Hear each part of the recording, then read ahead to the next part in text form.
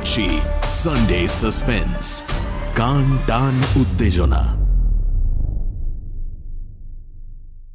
বইটির সত্ত্ব আনন্দ publishers private limited কর্তৃক সংরক্ষিত। মদ্যপান, ধূমপান ও মাদক সেবন স্বাস্থ্যের পক্ষে ক্ষতিকর। সানডে সাসপেন্স ক্লাসিক্সে আজ শুনবেন সত্যজিৎ রায়ের লেখা প্রফেসর শঙ্কুর অ্যাডভেঞ্চার, নকুরবাবু ও এলডোরাডো। সত্যজিৎ রায় বাংলা চলচ্চিত্র ও বাংলা সাহিত্যে এক বিরাট নাম। তার সৃষ্টি করা প্রফেসর শঙ্কু এক বিস্ময়কর চরিত্র।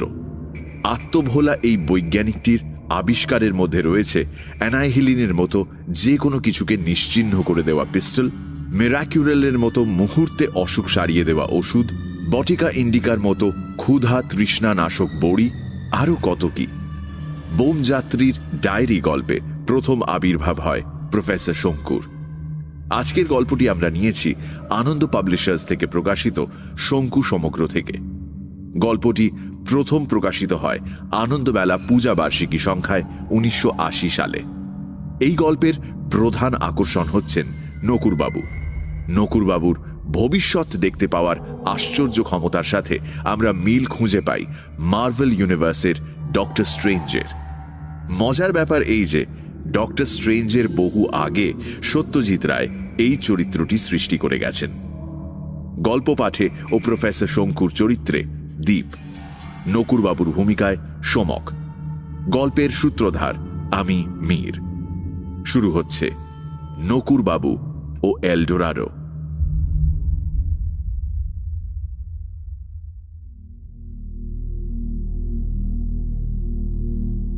13ই জুন।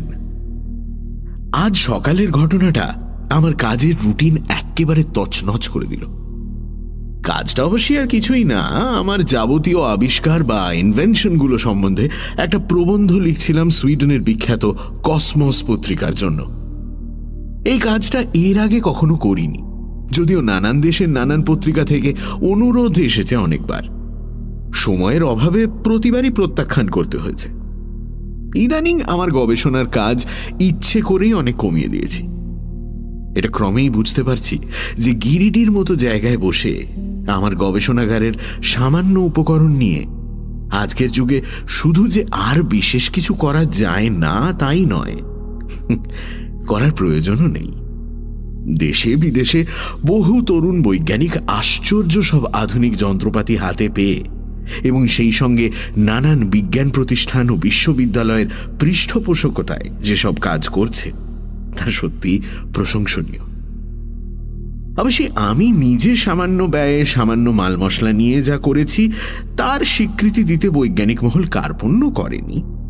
সেই সঙ্গে বৈজ্ঞানিকদের মধ্যে আবার এমন লোকও আছে যারা আমাকে বৈজ্ঞানিক বলে মানতেই চায়নি। তাদের ধারণা আমি একজন জাদুকর বা প্রেত সিদ্ধ গোছের কিছু। বৈজ্ঞানিকের চোখে ধুলো দেবা নানান রকম মন্ত্রতন্ত্র আমার জানা আছে, আর তার জোরেই আমার প্রতিষ্ঠা। আমি অবশ্যই এটা নিয়ে কোনোদিনই নিজেকে উত্তেজিত হতে দিইনি। আমার মধ্যে যে একটা ঋষি সুলভ স্থৈর্য সংযম আছে সেটা আমি জানি। এক কথায় আমি হচ্ছি মাথা ঠান্ডা মানুষ। পশ্চিমে এমন অনেক জ্ঞানীগুণী গবেষকের সঙ্গে আলাপ হয়েছে যারা কথায় কথায় টেবিল চাপড়ান বা টেবিলের অভাবে নিজেদের হাঁটুক। জার্মানির এক জীব রাসায়নিক ডক্টর হেলব্রোনা একবার তাঁর এক নতুন আবিষ্কারের কথা বলতে গিয়ে উত্তেজিত হয়ে আমার কাঁধে এমন এক চপেটাঘাত করেছিলেন যে যন্ত্রণায় আমাকে আর্তনাদ করে উঠতে হয়েছিল। যাই হোক, এই প্রবন্ধে একটা জিনিস বুঝিয়ে বলার সুযোগ পাচ্ছি। সেটা হলো আমার আবিষ্কারগুলো কেন আমি সারা পৃথিবীর ব্যবহারার্থে ছড়িয়ে দিইনি। তার কারণ আর কিছুই না, আমার তৈরি জিনিসগুলোর মধ্যে যেগুলো সবচেয়ে শক্তিশালী বা হিত সাধক, যেমন অ্যানাইহিলিন পিস্তল বা মিরাকিউরল ওষুধ বা অমনিস্কোপ বা মাইক্রোসোনোগ্রাফ বা স্মৃতি উদ্ঘাটক যন্ত্র রিমেমব্রেন, এর কোনোটাই কারখানায় তৈরি করা যায় না। এগুলো সবই মানুষের হাতের কাজ, এবং সে মানুষও একটি বই দ্বিতীয় নেই। তিনি হলেন ত্রিলোকেশ্বর শঙ্কু। আজ ভোরে যথারীতি উসরির ধারে বেরিয়ে বাড়ি ফিরে কফি খেয়ে আমার লেখাপড়ার ঘরে বসে আমার 50 বছর ব্যবহার করা ওয়াটারম্যান ফাউন্টেন পেনটাতে কালি ভরে লেখা শুরু করতে যাব এমন সময় আমার চাকর প্রহ্লাদ এসে বলল, বাবু, আপনার সঙ্গে কি দেখা করতে এসেছেন? কোন দেশীয়? প্রশ্ন করলাম আমি। স্বাভাবিক প্রশ্ন, কারণ পৃথিবীর খুব কম দেশই আছে যেখানকার গুণী জ্ঞানীর কেউ না কেউ কোনোদিন না কোনোদিন এই গিরিডিতে আমার বাড়িতে এসে আমার সঙ্গে দেখা করেননি। 3 সপ্তাহ আগে লিথুয়েনিয়া থেকে এসেছিলেন বিশ্ববিখ্যাত পতঙ্গ বিজ্ঞানী প্রফেসর জাবলনস্কিস। তা তো জিজ্ঞেস করিনি বাবু, তবে ধুতি দেখলাম আর খদ্দরের পাঞ্জাবি, আর কথা তো বললেন বাংলাতেই। কি বললেন? কথাটা অপ্রীতিকর শোনালেও স্বীকার করতেই হবে যে মামুলি লোকের সঙ্গে মামুলি খেজুরে আলাপের সময় আমার নেই। বললেন কি, তোমার বাবুকে বলো কিসমিসের জন্য লেখাটা একটু বন্ধ করে যদি 10 মিনিট সময় দেন। কি যেন বলার আছে। কিশমিশ? ও, তার মানে কি কসমস? কিন্তু তা কি করে হয়? আমি যে কসমস পত্রিকার জন্য লিখছি সে কথা তো এখানে কেউ জানে না। উঠে পড়লাম লেখা ছেড়ে। কিশমিশ রহস্য ভেদ না করে শান্তি নেই। বসবার ঘরে ঢুকে যাকে 2 হাতের মুঠোয় ধুতির কোঁচা ধরে সোফার এক পাশে জবুথবু হয়ে বসে থাকতে দেখলাম, তেমন নিরীহ মানুষ আর দেখেছি বলে মনে পড়ে না। যদিও প্রথম চাহনির পর দ্বিতীয়তে লক্ষ্য করা যায় এর চোখের মনির বিশেষত্বটা। এর মধ্যে যেটুকু প্রাণশক্তি আছে তার সবটুকুই যেন ওই মনিতে গিয়ে কেন্দ্রীভূত হয়েছে। নমস্কার দিলুবাবু। কোঁচার ডগা সমেত হাত দুটো মুঠো অবস্থায় চলে এলো ভদ্রলোকের থুতনির কাছে। আগে কসমসের লেখাটা বন্ধ করলাম বলে মার্জনা চাইছি। আপনার সঙ্গে সামান্য কয়েকটা কথা বলার প্রবল বাসনা নিয়ে এসেছি আমি। আমি জানি আপনি আমার মনোবাঞ্ছা পূর্ণ করবেন। শুধু কসমস নয়, তিলু নামটা ব্যবহার করাটাও একটা প্রচণ্ড বিস্ময় উদ্রেককারী ব্যাপার। 60 বছর আগে আমার বাবা শেষ আমায় ডেকেছেন ওই নামে। তারপরে ডাক নামটার আর কোনো প্রয়োজন হয়নি। অধমের নাম শ্রী নকুড়চন্দ্র বিশ্বাস। আমার বিস্ময় কাটেনি, তাই ভদ্রলোক কথা বলে চললেন। মাকড়দায় থাকি, কদিন থেকেই আপনাকে দেখতে পাচ্ছি চোখের সামনে, জানেন তো। অবশ্য সে দেখার এ দেখা এক জিনিস নয়। আমাকে দেখতে পাচ্ছেন মানে? মানে আগে এটা 1.5 মাস হলো আরম্ভ হয়েছে। অন্য জায়গার লোক, অন্য জায়গার ঘটনা, এই সব হঠাৎ হঠাৎ চোখের সামনে দেখতে পাই। সবসময় খুব স্পষ্ট নয়, তাও দেখি। আপনার নাম শুনেছি, ছবিও দেখেছি কাগজে। সেদিন আপনার চেহারাটা মনে করতেই দেখি আপনি এসে হাজির। এই জিনিস 1.5 মাস থেকে হচ্ছে আপনার? হ্যাঁ, তার 1.5 মাসই হবে। খুব ঝড় বৃষ্টি হচ্ছিল সেদিন, তার সঙ্গে মেঘের ডাক। দুপুরবেলা, বুঝলেন, দাওয়ায় বসে গোলা তেঁতুলের আচার খাচ্ছি। হঠাৎ দেখি সামনে 20 হাত দূরে মিত্তিদের বাড়ির ভেরেন্ডা গাছের পেছন দিকে একটা আগুনের গোলার মতো কি যেন শূন্যে ঘোরাফেরা করছে। বললে বিশ্বাস করবেন না তিলুবাবু, গোলাটা না ঠিক আমার দিকেই এলো, ঠিক যেন একটা জ্যোতির্ময় ফুটবল। উঠোনের তুলসী তলা অবধি আসতে দেখেছি, এটুকু মনে আছে। তারপর আর মনে নেই। জ্ঞান যখন হলো তখন ঝড় বৃষ্টি থেমে গেছে। আমি ছিলাম তক্তপোষে। 3টে বেড়ালছানা উঠোনে খেলা করছিল দাওয়ার ঠিক সামনেই। দেখলাম সে 3টে মরে গেছে, অথচ আমার গায়ে আঁচড়টি নেই। আমাদের বাড়ির পেছনে একটা মাদার গাছ আর একটা কদবেল গাছ ছিল, দুটো গাছই পুড়ে ঝামা। আর বাড়ির অন্য লোক? ঠাকুমা ছাড়া আর কেউ ছিলেন না। ছোট ভাই স্কুলে, সে মাকড়দা প্রাইমারি স্কুলের মাস্টার। হ্যাঁ, মা নেই, বাবা ছিলেন ননী ঘোষের বাড়ি দাবার আড্ডায়। ঠাকুমার অসুখ, খাটে শুয়েছিলেন পিছন দিকের ঘরে। তার অবশ্য কিছু হয়নি। বর্ণনা শুনে মনে হলো বল লাইটনিং এর কথা বলছেন ভদ্রলোক। কচ্ছিত কদাচিৎ এ ধরনের বিদ্যুতের কথা শোনা যায়, যেটা ঠিক বলেরই আকার ধরে কিছুক্ষণ শূন্য দিয়ে ভেসে বেরিয়ে হঠাৎ এক্সপ্লোড করে। সেই বিদ্যুৎ একটা মানুষের কাছ দিয়ে যাবার ফলে যদি দেখা যায় যে সে মানুষের মধ্যে একটা বিশেষ কোনো পরিবর্তন ঘটে গেছে, তাহলে বলার কিছু নেই। কাছাকাছি বাজ পড়ে কালা কানে শুনেছে, অন্ধ দৃষ্টি ফিরে পেয়েছে, এমন খবরও তো কাগজে পড়েছি। প্রশ্ন হচ্ছে, এই ভদ্রলোকের শক্তির দৌড় কত দূর? প্রশ্নটা করার আগেই উত্তরের খানিকটা আভাস পেয়ে গেলাম। নকুড়বাবু হঠাৎ বিড়বিড় করে বলে উঠলেন, 3, 8, 8, 8, 9, 1, 7, 1। দেখলাম তিনি চেয়ে রয়েছেন আমার সামনে টেবিলের ওপর রাখা আমেরিকান সাপ্তাহিক টাইম এর মলাটের দিকে। মলাটে যার ছবি রয়েছে তিনি হলেন মার্কিন ক্রোড়পতি পেট্রাস সার্কিসিয়ান। ছবির দিকে চেয়েই নকুড়বাবু বলে চলেছেন, সাহেবের ঘরে একটা সিন্দুক দেখতে পাচ্ছি। খাটের ডান পাশে ক্রসক্লি কোম্পানির তৈরি, ভিতরে টাকা, বান্ডিল বান্ডিল, $100 নোট। আর আপনি যে নম্বরটা বললেন সেটা কি? ওটা ওটা ওটা ওটা সিন্দুক খোলার নম্বর। ডালার গায়ে একটা দাঁত কাটা চাকার মতো জিনিস, আর সেটাকে ঘিরে খোদাই করা 1 থেকে 9 অবধি নম্বর। চাকাটা এদিকে ওদিকে ঘোরে, নম্বর মিলিয়ে ঘোরালেই খুলে যাবে সিন্দুক।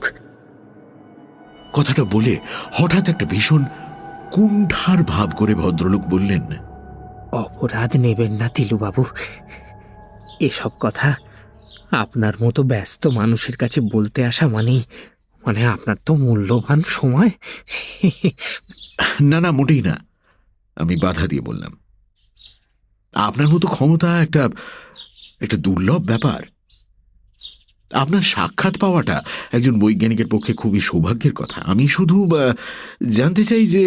আমি বলছি আপনাকে, আপনি জানতে চাইছেন বল লাইটনিং এর সংস্পর্শে এসে আমার মধ্যে আর কি কি বিশেষ ক্ষমতা দেখা দিয়েছে, এটাই তো দিলুবাবু? নির্ভুল অনুমান। বললাম, হ্যাঁ ঠিক তাই। মুশকিল হচ্ছে কি জানেন, এগুলোকে তো আর বিশেষ ক্ষমতা বলে ভাবতে পারি না আমি। মানুষ হাসে, কাঁদে, হাই তোলে বা নাক ডাকায়, এগুলো কি আর মানুষ বিশেষ ক্ষমতা বলে মনে করে বলুন তো? এ তো নিঃশ্বাস প্রশ্বাসের মতোই স্বাভাবিক। আমিও যা করছি সেগুলো কিন্তু বিশেষ ক্ষমতা ভেবে করছি না। যেমন ধরুন আপনার ওই টেবিলটা, ওটার উপর কি রয়েছে বলুন তো? আমি ভদ্রলোকের ইঙ্গিত অনুসরণ করে আমার ঘরের কোণে রাখা কাশ্মীরি টেবিলটার দিকে তাকালাম। টেবিলের ওপর একটা জিনিস রয়েছে যেটা এর আগে কোনোদিন দেখিনি। সেটা একটা পেতলের মূর্তি, যদিও খুব স্পষ্ট নয়। যেন একটা স্পন্দনের ভাব, একটা স্বচ্ছতা রয়েছে মূর্তিটার মধ্যে। দেখতে দেখতেই মূর্তিটা মিলিয়ে গেল। কি দেখলেন? একটা পেতলের ধ্যানী বুদ্ধ মূর্তি, তবে ঠিক নিরেট নয়। ওই যে বললুম, এখনো ঠিক রপ্ত হয়নি ব্যাপারটা। মূর্তিটা রয়েছে আমাদের উকিল শিবরতন মল্লিকের বাড়ির বৈঠকখানায়। আমি একবার দেখেছিলাম। এখনকার মতো আপনার ওই টেবিলে আছে বলে কল্পনা করলুম, কিন্তু পুরোপুরি এলো না, জানেন তো। আর একটু আমি মনে মনে বলছিলাম, আজ পর্যন্ত পৃথিবীর কোনো জাদুকর, একমাত্র চীনে জাদুকর চিচিং ছাড়া, আমাকে হিপনোটাইজ করতে পারেনি। ইনি কিন্তু অনেকটা সমর্থ হয়েছেন। এও একরকম সম্মোহন বই কি। নকুর বিশ্বাসের একাধিক ক্ষমতার মধ্যে এটাও একটা। হিপনটিজম, টেলিপ্যাথি, ক্লেয়ারভয়েন্স বা অলোক দৃষ্টি, এই সব কটা ক্ষমতাই দেখছি একসঙ্গে পেয়ে গেছেন ভদ্রলোক। শিবরতন বাবুর কাছে আপনার কথা প্রথমবার শুনি, তাই ভাবলাম একবার গিরিডিটা হয়ে আসি। আপনার দর্শনটাও হয়ে যাবে, আর সেই সঙ্গে একটা ব্যাপারে আপনাকে একটু সাবধানও করে দিতে পারবো। সাবধান? আগে কিছু মনে করবেন না তিলুবাবু, ধৃষ্টতা মাফ করবেন। আমি জানি আপনি তো শুধু আমাদের দেশের লোক নন, সারা বিশ্বে আপনার সম্মান। পৃথিবীর সব জায়গা থেকেই আপনার ডাক পড়ে, আর আপনাকে সেসব ডাকে সাড়াও দিতে হয়। কিন্তু সাও পাওলোর ব্যাপারটাতে গেলে আপনাকে বিশেষভাবে সতর্ক থাকতে অনুরোধ করি। সাও পাওলো হল ব্রাজিলের সবচেয়ে বড় শহর। সেখান থেকে এখনো পর্যন্ত কোনো ডাক আসেনি আমার। বললাম, সাও পাওলোতে কি ব্যাপার? আগে সেটা এখনো ঠিক বলতে পারবো না, ব্যাপারটা এখনো ঠিক স্পষ্ট নয় আমার কাছে। সত্যি বলতে কি, এই সাও পাওলো যে কোথায় তাও আমি জানি না। হঠাৎ চোখের সামনে দেখতে পেলাম একটা লম্বা সাদা খাম, তার উপরে টাইপ করা আপনার নাম ও ঠিকানা। খামের একটা কোণে একটা নতুন ডাক টিকিট, তার উপরে একটা ছাপ পড়ল, সাও পাওলো। আর সঙ্গে সঙ্গে আমার বুকটা কেঁপে উঠল। আর তার পর মুহূর্তেই দেখলাম একটা সুদৃশ্য কামরা, তাতে একটা বিশাল বপু বিদেশি ভদ্রলোক আপনার দিকে চেয়ে বসে আছেন। লোকটিকে দেখে আমার মোটেই ভালো লাগলো না তিলুবাবু। 10 মিনিট হয়ে গেছে দেখেই বোধ হয় ভদ্রলোক উঠে পড়ছিলেন। আমি বসতে বললাম। অন্তত 1 কাপ কফি না খাইয়ে ছাড়া যায় না ভদ্রলোককে। তাছাড়া ভবিষ্যতে এর সঙ্গে যোগাযোগ করার কি উপায় সেটাও জানা দরকার। ভদ্রলোক রীতিমতো সংকোচের সঙ্গে আধা ওঠা অবস্থা থেকে বসে পড়লেন। বললাম, আপনি উঠেছেন কোথায়? আগে উঠেছি মনোরমা হোটেলে। ও, তো থাকবেন কদিন? আসলে যে কাজের জন্য আসা, কাজটা তো হয়ে গেল, তো কাজেই। আচ্ছা, কিন্তু আপনার ঠিকানাটা যে জানা দরকার। ছি ছি ছি ছি ছি ছি, আমার ঠিকানা আপনি চাইছেন? এ তো আমি বিশ্বাসই করতে পারছি না। আমি খুব সাধারণ একটা তিলুবাবু। এবার ভদ্রলোককে একটু কড়া করেই বলতে হলো যে তার বিনয়টা একটু আদিক্ষেতার মতো হয়ে যাচ্ছে। বললাম, আপনি জেনে রাখুন, আপনার সঙ্গে মাত্র 10 মিনিটের পরিচয়ের পর একেবারে যোগাযোগ বিচ্ছিন্ন হয়ে যাওয়াটা যে কোনো বৈজ্ঞানিকের পক্ষেই একটা আফসোসের কারণ হতে পারে। আপনি কেয়ার অফ হরগোপাল বিশ্বাস মাকড়দা দিলেই আমি চিঠি পেয়ে যাব। আমার বাবাকে ওখানে সবাই চেনে। আপনি বিদেশ যাবার সুযোগ পেলে যাবেন? প্রশ্নটা কিছুক্ষণ থেকেই মাথায় ঘুরছিল। সেটার কারণ আর কিছুই নয়, অতিপ্রাকৃত ক্ষমতা বা ঘটনা সম্পর্কে পশ্চিমে অনেক বৈজ্ঞানিকদের মধ্যে একটা হেসে উড়িয়ে দেওয়ার ভাব লক্ষ্য করেছি। শ্রীমান নকুর বিশ্বাসকে একবার তাদের সামনে নিয়ে ফেলতে পারলে মন্দ হতো না। আমি নিজে অবশ্যই এ সন্দেহবাদীদের দলে নেই।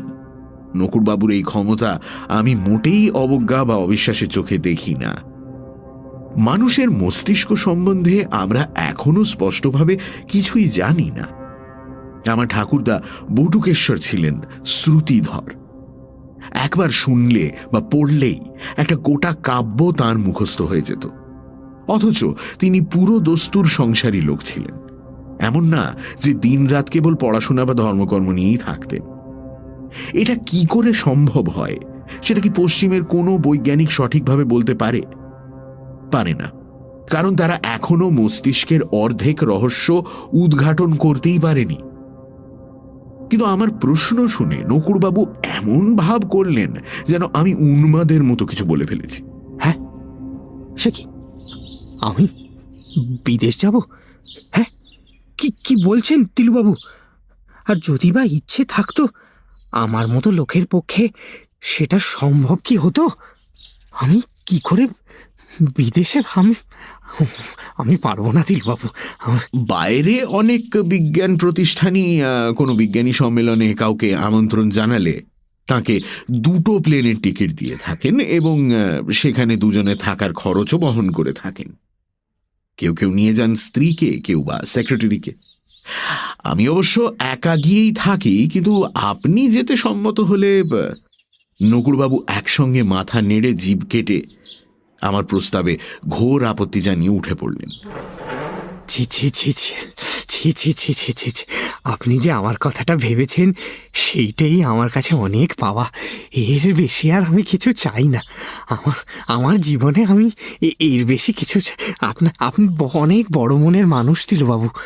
আমি কিছুটা ঠাট্টা সুরে বললাম, যাই হোক, আপনার দিব্যদৃষ্টিতে কোনোদিন আপনার বিদেশ যাওয়ার সম্ভাবনা দেখতে পান যদি, তাহলে আমাকে জানাবেন কিন্তু। নকুড়বাবু যেন আমার রসিকতাটা উপভোগ করেই মৃদু হেসে দুহাতে কোঁচার গোছটা তুলে নিয়ে নমস্কার করে বললেন, আমার প্রণাম রইল। ও হ্যাঁ, নিউটনকে আমার আশীর্বাদ দেবেন। চলি। 21শে জুন। কসমস পত্রিকার জন্য প্রবন্ধটা কাল পাঠিয়ে দিলাম। শ্রীমান নকুড়চন্দ্রের আর কোনো খবর পাইনি। সে নিজে না দিলে আর কে দেবে খবর? আমার দিক থেকে খুব বেশি আগ্রহ দেখানোটাও ঠিক নয়, তাই ঠিকানা জানা সত্ত্বেও আমি তাকে চিঠি লিখিনি। অবশ্য ইতিমধ্যে আমার 2 বন্ধু সন্ডার্স ও ক্রোলকে ব্যাপারটা জানিয়ে দিয়েছি। তারা দুজনেই গভীর কৌতূহল প্রকাশ করেছে। ক্রোল বলছে নকুড় বিশ্বাসকে ইউরোপে নিয়ে গিয়ে ডেমনস্ট্রেশনের জন্য খরচ সংগ্রহ করতে কোনো অসুবিধে হবে না।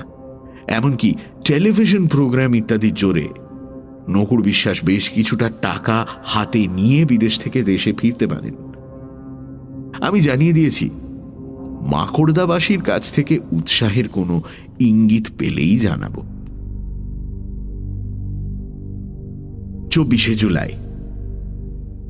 গত 1 মাসে আমার প্রবন্ধটা সম্পর্কে 177টা চিঠি পেয়েছি পৃথিবীর বিভিন্ন দেশের বৈজ্ঞানিকদের কাছ থেকে। সবই অভিনন্দন সূচক। তার মধ্যে একটি চিঠি হল বিরাট মার্কিন কেমিক্যাল কর্পোরেশনের মালিক সলোমন ব্লুমগার্টনের কাছ থেকে।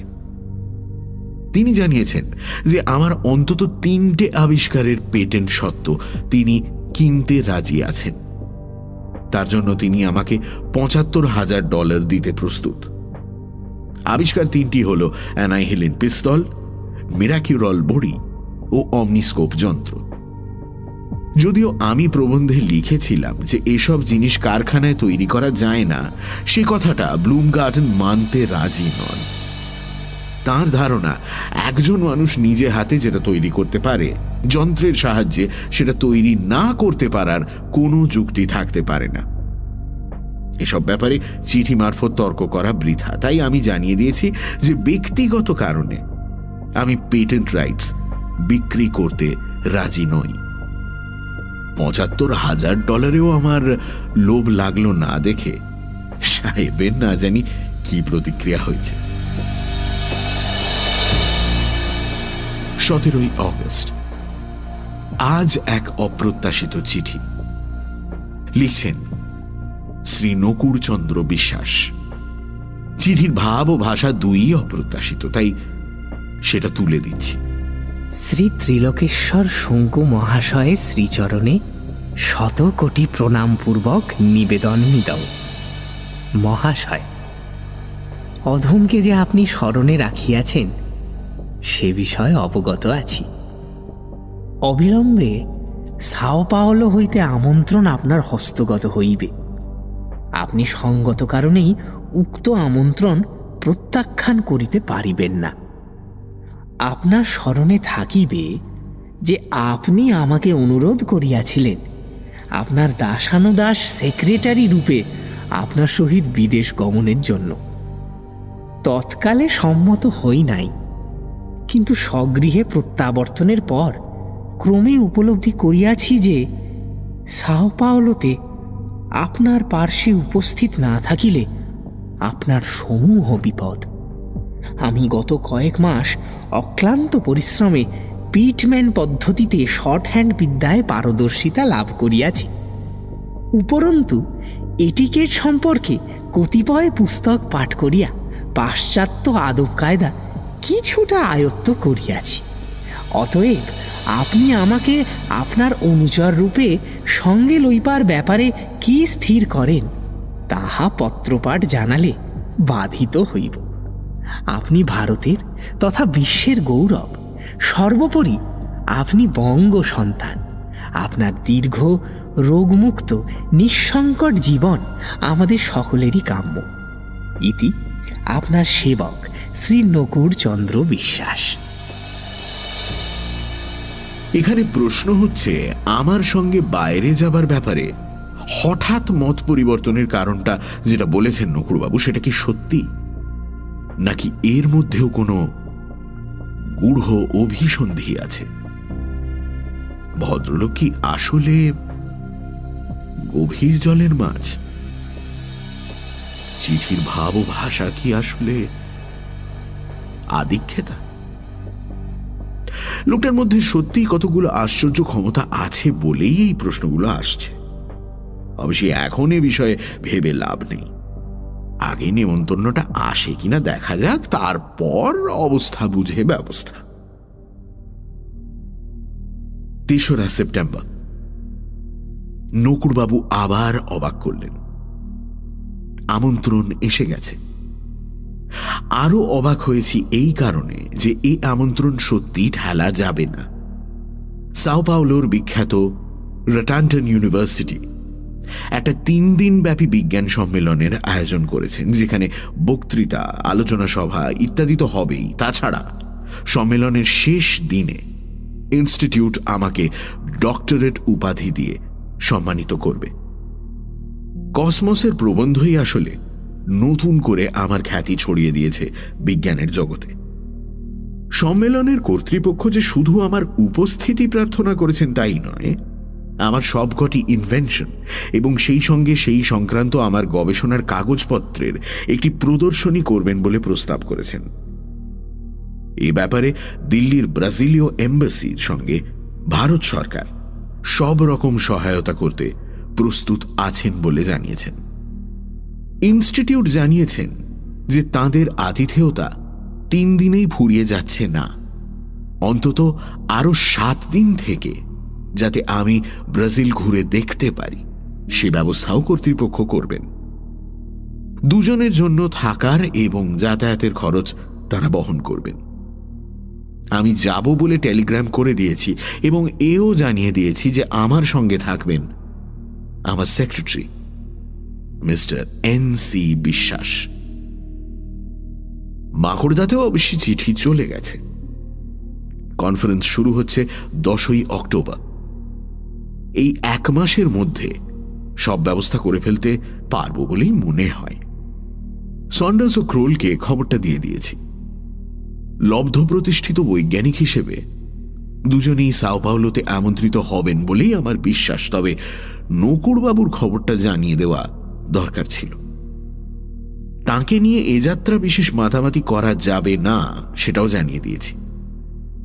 ক্রোল নিজে অতিপ্রাকৃত ব্যাপার নিয়ে যথেষ্ট কৌতূহলী ও ওয়াকিবহাল। হোটেলের ঘরে বসে বিশেষ করে তার জন্য সামান্য ডেমনস্ট্রেশন দিতে নকুরবাবুর নিশ্চয়ই কোনো আপত্তি হবে না। আমার আসন্ন বিপদের কথাটা সত্যি কি মিথ্যে জানি না, আমার মনে মনে একটা সন্দেহ হচ্ছে যে নকুড়বাবু নিখরচায় বিদেশ দেখার লোভটা সামলাতে পারেননি। আমি লিখেছি তিনি যেন রওনা হবার অন্তত 3 দিন আগে আমার কাছে চলে আসেন। তাঁর আদব কায়দা দৌড় কতটা সেটা একবার দেখে নেওয়া দরকার। ভাষা নিয়ে কোনো সমস্যা নেই, ইংরেজিটা মনে হয় ভদ্রলোক একরকম নিজেই চালিয়ে নিতে পারবেন। আর কোনো বিশেষ অবস্থায় যদি ব্রাজিলের ভাষা পর্তুগিজ বলার প্রয়োজন হয় তার জন্য তো আমি আছি। ভারতবর্ষের ইতিহাসে পর্তুগিজদের ভূমিকার কথা মনে করে আমি 11 বছর বয়সে গিরিডির পর্তুগিজ পাদ্রি ফাদার রিবেলোর কাছ থেকে ভাষাটা শিখে নিয়েছিলাম। 2রা অক্টোবর। আজ নকুড়বাবু এসেছেন। এই কমাসে ভদ্রলোকের চেহারায় বেশ একটা উন্নতি লক্ষ্য করছি। বললেন যোগ ব্যায়ামের ফল। ইতিমধ্যে কলকাতায় গিয়ে ভদ্রলোক 2টো স্যুট করিয়ে এনেছেন, সেই সঙ্গে শার্ট, টাই, জুতো, মোজা ইত্যাদিও জোগাড় হয়েছে। দাঁতনের অভ্যেস বলে নতুন টুথপেস্ট, টুথব্রাশ কিনতে হয়েছে। স্যুটকেস যেটা এনেছেন সেটা নাকি আসলে উকিল শিবরতন মল্লিকের। সেটি যে এনার কাছে কি করে এলো সেটা আর জিজ্ঞেস করলাম না। তিলুবাবু, ব্রাজিলের জঙ্গল দেখতে যাবেন না? হ্যাঁ, আজ দুপুরে খাবার সময় প্রশ্ন করলেন ভদ্রলোক। আমি বললাম 7 দিন তো ঘুরিয়ে দেখাবে বলেছে, তার মধ্যে অরণ্য কি আর একেবারে বাদ পড়বে? আমাদের শ্রীগুরু লাইব্রেরিতে খোঁজ করে বড়দা বাণুজ্যের লেখা ছবি টবি দেওয়া একটা পুরনো বই পেলাম ব্রাজিল সম্বন্ধে, বুঝলেন। তাতে লিখেছে ওখানকার জঙ্গলের কথা, আর লিখেছে সে জঙ্গলে নাকি একরকম সাপ আছে যা নাকি লম্বায় আমাদের অজগরের ডবল। ভাবুন একবার। হ্যাঁ, মোট কথা ভদ্রলোক খোশ মেজাজে আছেন। এখনো পর্যন্ত কোনো নতুন ক্ষমতার পরিচয় দেননি। সত্যি বলতে কি সেই প্রসঙ্গ আর উত্থাপনই করেননি। ক্রোল ও সন্ডার্স দুজনেই সাও পাওলো যাচ্ছে বলে লিখেছে। বলা বাহুল্য দুজনেই নকুড়বাবুকে দেখার জন্য উদ্গ্রীব হয়ে আছে। 10ই অক্টোবর, সাও পাওলো, রাত 11:30। সম্মেলনের প্রথম অধিবেশনে অংশগ্রহণ করে কনফারেন্সের কর্ণধার প্রফেসর রড্রিগেজের বাড়িতে ডিনার খেয়ে 8 ঘন্টা হলো ফিরেছি হোটেলে। শহরের প্রান্তে সমুদ্রের ধারে পৃথিবীর বহু বিখ্যাত হোটেলকে হার মানানো এই গ্র্যান্ড হোটেল। আমন্ত্রিতরা সকলেই এখানে উঠেছেন। আমাকে দেওয়া হয়েছে একটি বিশাল সুসজ্জিত সুইট নাম্বার 777। আমার সেক্রেটারি নকুড় বিশ্বাস একই তলায় আছেন 712 নম্বর সিঙ্গল রুমে। এখানকার কর্তৃপক্ষের সঙ্গে ক্রোল ও সন্ডার্স গিয়েছিল এয়ারপোর্টে আমাকে রিসিভ করতে। সেখানেই নকুড়বাবুর সঙ্গে ওদের আলাপ করিয়ে দিই। ক্রোলের সঙ্গে পরিচয় হতেই নকুড়বাবু জার্মান ভদ্রলোকটির দিকে কয়েক মুহূর্ত চেয়ে থেকে বললেন, Alps, Bavarian Alps, 1932, you and 2 young men climbing, then sleeping, then uff, very bad. Crawl দেখি মুখ হাঁ করে সম্মোহিতের মতো চেয়ে আছে নকুড়বাবুর দিকে। তারপর আর থাকতে না পেরে জার্মান ভাষাতেই চেঁচিয়ে উঠল, আমার পা হড়কে গিয়েছিল, আমাকে বাঁচাতে গিয়ে হারমানো কাল দুজনেরই প্রাণ যায়। কথাটা বাংলায় অনুবাদ করে দিতে নকুড়বাবুও বাংলায় বললেন, দৃশ্যটা ভেসে উঠল আমার চোখের সামনে। আমি বলতে চাইনি, বড় মর্মান্তিক ঘটনা ওর জীবনের, বড় মর্মান্তিক। বলা বাহুল্য ক্রোলকে আমার আর নিজের মুখে কিছু বলতে হয়নি। আমি জানি সন্ডার্স এ ধরনের ক্ষমতা সম্পর্কে বেশ খানিকটা সন্দেহ পোষণ করে। সে প্রথমে কোনো মন্তব্য করেনি। এয়ারপোর্ট থেকে ফেরার পথে গাড়িতে আমার পাশে বসে একবার শুধু জিজ্ঞেস করল, শঙ্কু, ক্রোলের যুবা বয়সের ঘটনাটা তুমি জানতে? আমি মাথা নেড়ে না বললাম। এরপর আর এ নিয়ে কোনো কথা হয়নি। আজ ডিনারে প্রফেসর রড্রিগেজের সেক্রেটারি মিস্টার লোবোর সঙ্গে আলাপ হল। এখানকার অনেকেরই গায়ের রং যাকে বলে উজ্জ্বল শ্যামবর্ণ, আর চোখের মণি এবং মাথার চুল কালো। মিস্টার লোবো এর ব্যতিক্রম নন। বেশ চালাক চতুর ভদ্রলোক, ইংরেজিটাও মোটামুটি ভালো জানেন। ঘণ্টাখানেক আলাপেই আমাদের সঙ্গে বেশ মিশে গেছেন। তাকে বললাম যে আমাদের খুব ইচ্ছে কনফারেন্সের পর ব্রাজিলের জঙ্গলের কিছুটা অংশ ঘুরে দেখা। অফকোর্স, নিশ্চয়ই নিশ্চয়ই। বললেন মিস্টার লোবো, যদিও বলার ঢঙে কোথায় যেন একটা কৃত্রিমতার আভাস পেলাম। আসলে এরা হয়তো চাইছেন অতিথিদের ব্রাজিলের আধুনিক সভ্যতার নিদর্শনগুলি দেখাতে। আজ আলোচনা সভায় আমি ইংরেজিতে বক্তৃতা করেছিলাম। আমার সেক্রেটারি সে বক্তৃতার সম্পূর্ণটাই শর্ট হ্যান্ডে লিখে রেখেছেন। আমি জানি আজকের দিনে টেপ রেকর্ডারের সাহায্যে বক্তৃতা তুলে রাখাটাই সবচেয়ে সহজ ও নির্ভরযোগ্য উপায়, কিন্তু নকুড়বাবু এত কষ্ট করে পেটম্যান শিখে এসেছেন, তাই মনে হলো তাকে সেটার সদ্ব্যবহার করতে দেওয়াটাই ভালো। আমার আবিষ্কার ও সেই সংক্রান্ত গবেষণার কাগজপত্রের প্রদর্শনীও আজই খুলল। যেসব জিনিস এতকাল গিরিডিতে লোকচক্ষুর অন্তরালে আমার আলমারির মধ্যে পড়েছিল, সেগুলো হঠাৎ আজ পৃথিবীর বিপরীত গোলার্ধে ব্রাজিলের শহরে প্রকাশ্য প্রদর্শনীতে দেখতে কেমন যেন অদ্ভুত লাগছিল। সত্যি বলতে কি, একটু যে ভয়ও করছিল না তা নয়, যদিও ব্রাজিল সরকার সংরক্ষণের ব্যবস্থা করেছেন ভালোই। প্রদর্শনীর দরজার বাইরে এবং রটান্টন ইউনিভার্সিটির ফটকে সশস্ত্র পুলিশ, কাজেই ভয়ের কোনো কারণ নেই। 12ই অক্টোবর সকাল 6:30। গতকাল বেশ কয়েকটা উল্লেখযোগ্য ঘটনা ঘটে গেল। কাল লাঞ্চের পর আমি আমার 2 বিদেশি বন্ধু ও সেক্রেটারি সমেত শহর দেখতে বেরিয়েছিলাম। কিছু কেনাকাটা সেরে বিকেলে হোটেলে ফিরে নকুড়বাবু তাঁর ঘরে চলে গেলেন। এটা লক্ষ্য করছি যে ঠিক যতটুকু সময় আমার সঙ্গে না থাকলে নয়, তার 1 মিনিটও বেশি থাকেন না ভদ্রলোক। ক্রোল আর সন্ডার্স আমার ঘরে বসে কফি খেয়ে যে যার ঘরে চলে গেল। কথা হলো স্নান করে 1 ঘন্টার মধ্যে হোটেলের লবিতে জমায়েত হয়ে একসঙ্গে যাব এখানকার এক সঙ্গীতানুষ্ঠানে। ব্রাজিলের কফির তুলনা নেই, তাই আমি নিজের জন্য সবে আর 1 পেয়ালা ঢেলেছি এমন সময় টেলিফোনটা বেজে উঠল। হ্যালো বলাতে উল্টো দিক থেকে বাজখাই গলায় প্রশ্ন এলো, Hello, is that Professor Shanku? আমি জানালাম আমি সেই ব্যক্তি। Okay, this is Solomon Bloomgarten. নামটা মনে পড়ে গেল।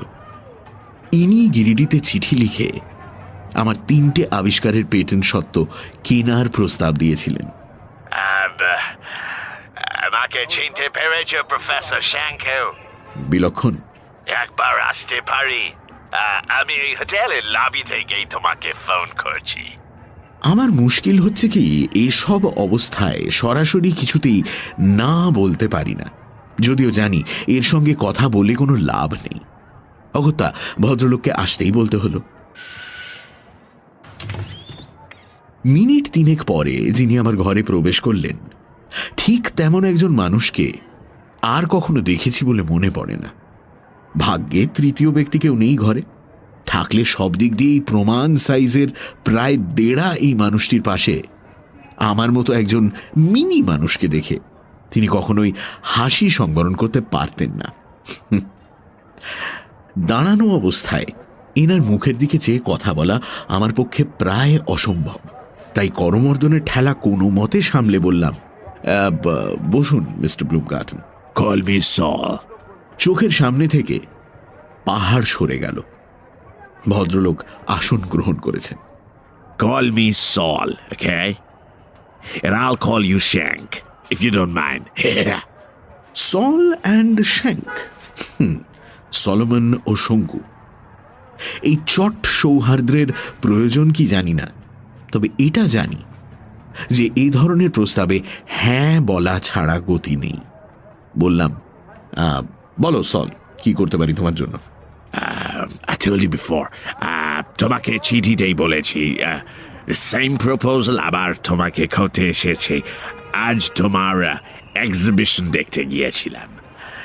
You don't mind, Shank, তোমার এইসব আশ্চর্য আবিষ্কার, these wonderful experiments and inventions that you have, বিশ্বের কাছে সিক্রেট রেখে you're acting like what do you say in your language, Satopor.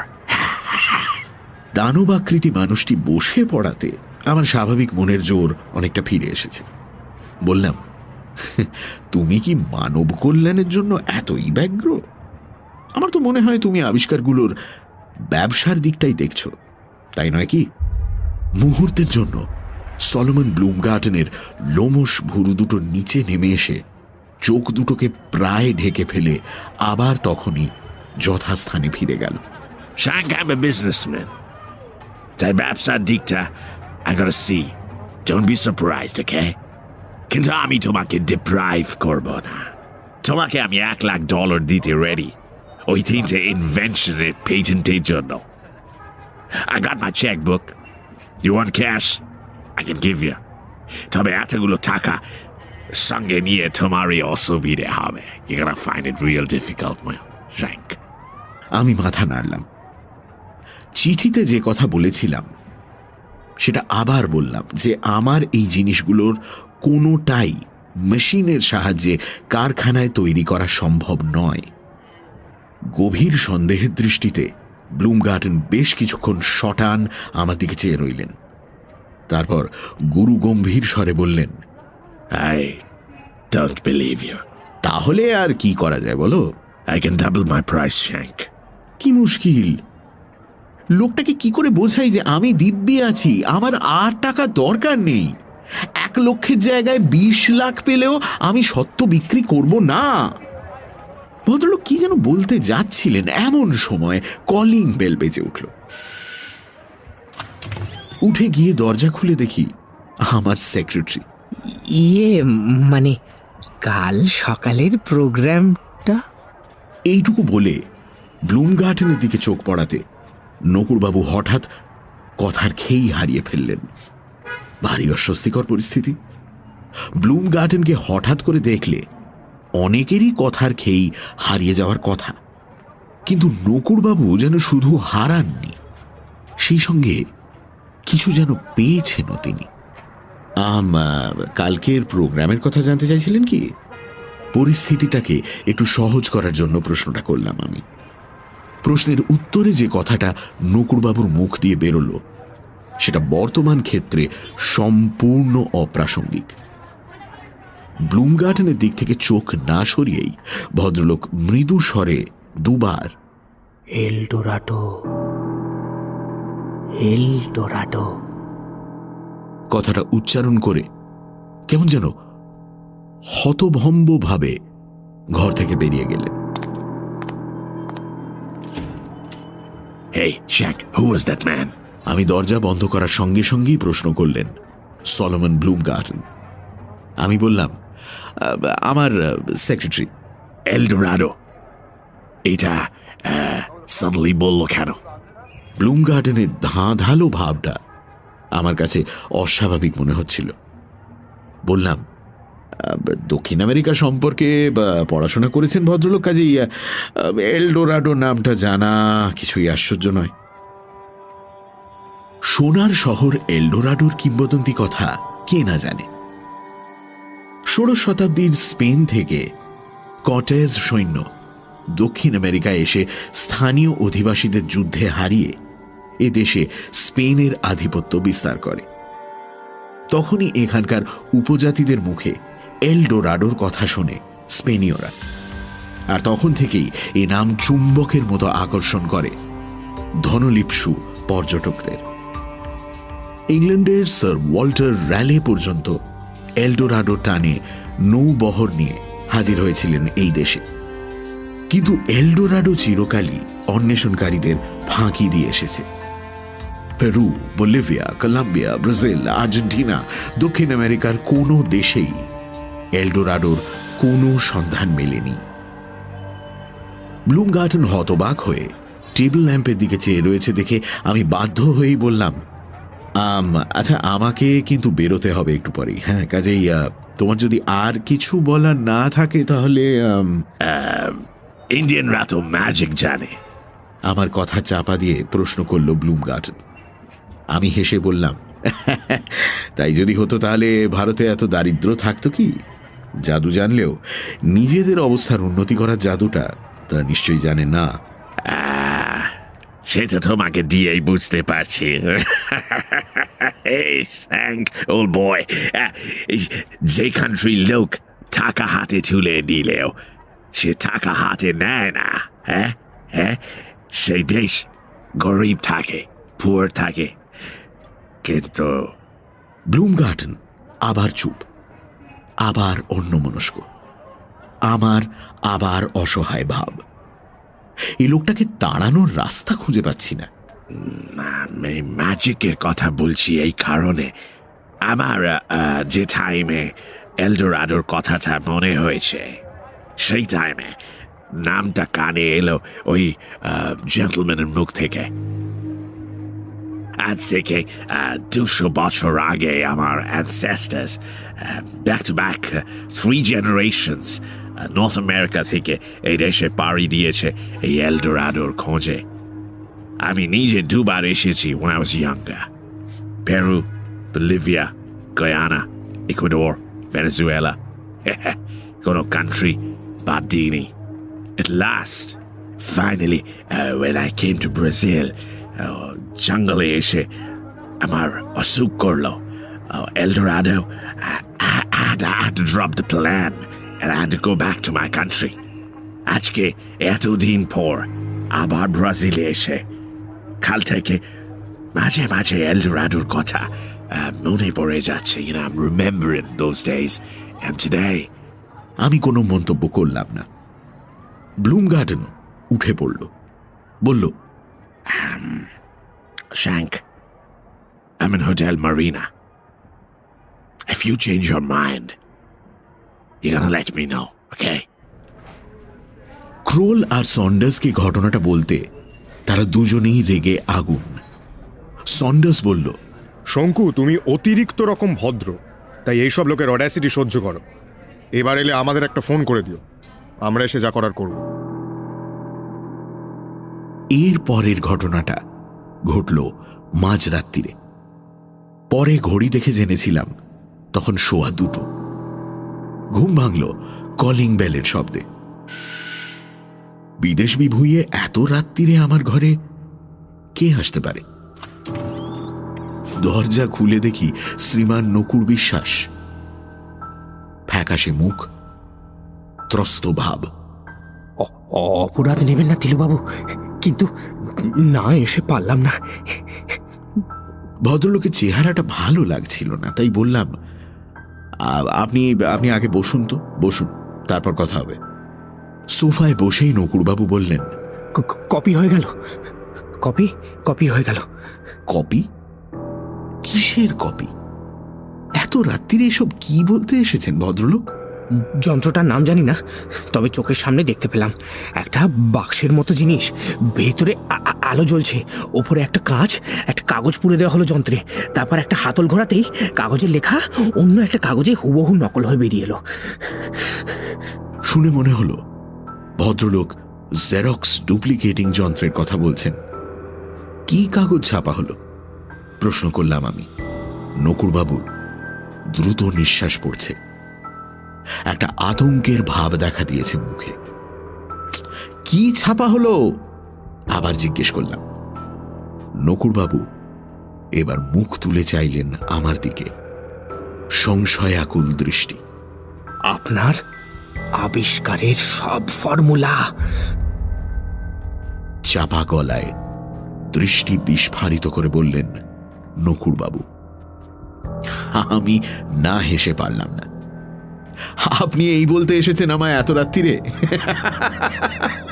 আমার ফর্মুলা প্রদর্শনীর ঘর থেকে বেরোবে কি করে? সে তো কেন কেন? হ্যাঁ, ব্যাংক থেকে টাকা চুরি হয় না? দলিল চুরি হয় না? আর ইনি যে ঘরের লোক, ঘরের লোককে পুলিশই বা আটকাবে কেন? ঘরের লোক? ঘরের লোক তিলুবাবু, মিস্টার লোবো। আমার মনে হলো ভয়ঙ্কর আবল তাবল বকছেন নকুড়বাবু। বললাম, এসব কি আপনি স্বপ্নে দেখেছেন? স্বপ্ন নয়, স্বপ্ন নয়, চোখের সামনে জল জ্যান্ত দেখতে পেলাম এই 10 মিনিট আগে। হাতে টর্চ নিয়ে ঢুকলেন মিস্টার লোবো, নিজে চাবি দিয়ে প্রদর্শনীর ঘরের দরজা খুললেন। প্রহরী চুপ করে দাঁড়িয়ে দেখছে। লোবো সোজা চলে গেলেন একটা বিশেষ টেবিলের দিকে, যেটার কাছে ঢাকনা তলায় আপনার খাতাপত্র রাখা রয়েছে। ঢাকনা তুলে 2টো খাতা বের করলেন মিস্টার লোবো। তারপর অন্য দরজা দিয়ে বেরিয়ে গিয়ে একটা প্যাসেজের মধ্যে দিয়ে গিয়ে সিঁড়ি দিয়ে উঠে ওপরের তলার একটা অফিস ঘরে ঢুকে গেলেন। সেইখানে রয়েছে এই যন্ত্র। কি নাম এই যন্ত্রে তিলুবাবু? কি নাম? জেরক্স। যথাসম্ভব শান্ত স্বরে বললাম আমি। কেন যেন নকুড়বাবুর কথাটা আর অবিশ্বাস করতে পারছি না। কিন্তু মিস্টার লোবো? আপনার ঘুমের ব্যাঘাত করার জন্য আমি অত্যন্ত লজ্জিত তিলুবাবু, কিন্তু খবরটা আপনাকে না দিয়ে পারলাম না। অবশ্য আমি যখন রয়েছি তখন আপনার যাতে ক্ষতি না হয় তার জন্য আমি যথাসাধ্য চেষ্টা করব। যেটা ঘটতে যাচ্ছে সেটা আগে থাকতে জানতে পারলে একটা মস্ত সুবিধে হয়, তাই না? আসলে নতুন জায়গায় এসে মনটাকে ঠিক সংহত করতে পারছিলাম না, তাই লোবোবাবুর ঘটনাটা আগে থেকে জানতে পারিনি। কেবল বুঝেছিলাম আপনার একটা বিপদ হবে সাও পাওলোতে। আমায় ক্ষমা করবেন তিলুবাবু, আজ আসি। শুভরাত্রি। নকুড়বাবু আবার ক্ষমা চেয়ে বিদায় নিয়ে চলে গেলেন, আর আমিও চিন্তিতভাবে এসে বিছানায় শুলাম। আমার মধ্যে নকুড়বাবুর মতো অতিপ্রাকৃত ক্ষমতা না থাকলেও এটা বেশ বুঝতে পারছি যে লোবোর মতো লোকের পক্ষে নিজে থেকে এ জিনিস করা সম্ভব নয়। তার পেছনে অন্য লোক আছে, পয়সাওয়ালা লোক। ভাবলে একজনের কথাই মনে হয়, সলোমন ব্লুমগার্টন।